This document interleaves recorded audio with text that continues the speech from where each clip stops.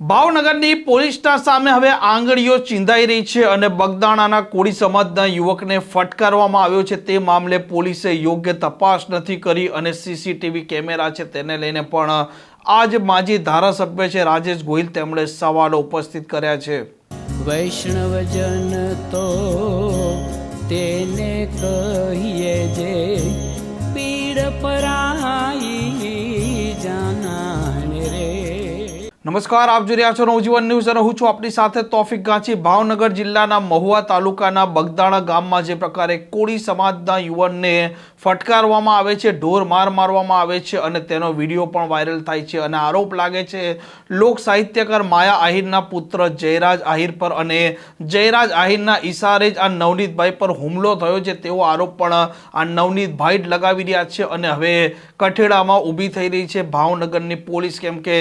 માજી ધારાસભ્ય રાજેશ ગોહિલે આ મામલે જ્યારે નવનીતભાઈની મુલાકાત કરી ત્યાર પછી પ્રતિક્રિયા આપતા કહ્યું છે કે પોલીસે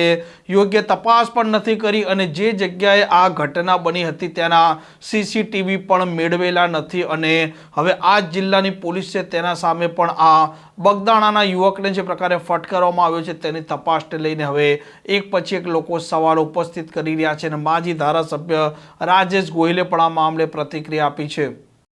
રાજેશભાઈ ગોહિલ, પૂર્વ ધારાસભ્ય ધંધુકા, ઓબીસી ચેરમેન ગુજરાત પ્રદેશ કોંગ્રેસ સમિતિ અને પ્રમુખ અમદાવાદ જિલ્લા કોંગ્રેસ સમિતિ।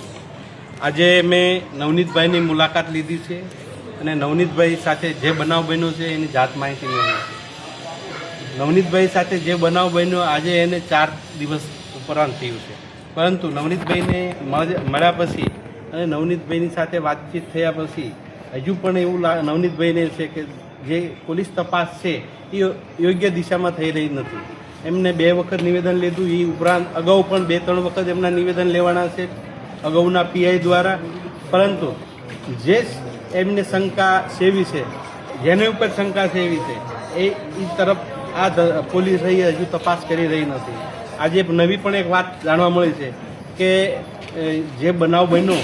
એ બનાવના એ ગામની અંદર સીસીટીવી કેમેરા હતા, એ સીસીટીવી કેમેરા ઉતારી લેવાયા છે અને એ જેને સીસીટીવી કેમેરા ઉતાર્યા એની પણ તપાસ નથી થઈ। એક હોટલ હતી એમના કહેવા મુજબ, એ હોટલ ઉપર પણ સીસીટીવી કેમેરા એમના કહેવા મુજબ એ બીજી તારીખ સુધીના રેકોર્ડિંગ છે, બીજી પછી 2 તારીખ પછીના કોઈ રેકોર્ડિંગ એમાં નથી। તો આ આખી શંકા જે નવનીતભાઈ સેવી રહ્યા છે એ ખરેખર એમની સાચી હોય એવું લાગે છે, કારણ કે જે પોલીસ જે તપાસ જે દિશામાં થવી જોઈએ એ દિશામાં નથી થતી અને પોલીસ જો સાચી દિશામાં તપાસ કરતી હોય તો પોલીસે આ બનાવમાં સંડોવાયેલા જે કંઈ ગુનેગારો છે એમના કોલ ડિટેલ મેળવી લેવા જોઈએ। કોલ ડિટેલ લઈ અને જાહેર ન કરે તો કંઈ નહીં, પણ નવનીતભાઈને અને નવનીતભાઈના સગા સંબંધી અથવા સમાજના કોઈ આગેવાનોને એમને કોલ ડિટેલ જાહેર કરવા જોઈએ અને એમના આરોપીઓના જે 48 કલાકમાં કોની સાથે આરોપીને વાત થઈ છે અને જે સામે વાત થઈ છે એમને કોની સાથે વાત કરી છે, આ પુરાવા એકત્રિત કરી અને પારદર્શી તપાસ થાય તો કોઈને કોઈના ઉપર શંકા ના રહે અને યોગ્ય દિશામાં તપાસ થઈ છે એવું માની શકે। પરંતુ જ્યાં સુધી આ બાબતો ઉપર તપાસ નહીં થાય ત્યાં સુધી આ મુદ્દો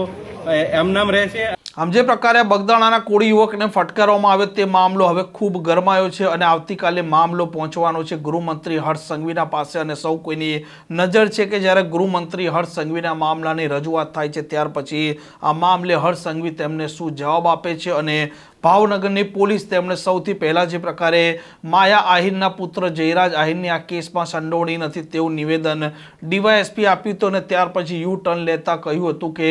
ફરીથી વિશેષ નિવેદન નવનીતભાઈનું લેવામાં આવ્યું છે, એટલે ક્યાંક ને ક્યાંક હવે ત્યાંના લોકો પણ પોલીસના સામે શંકા ઉપસ્થિત કરી રહ્યા છે અને નવનીતભાઈ પણ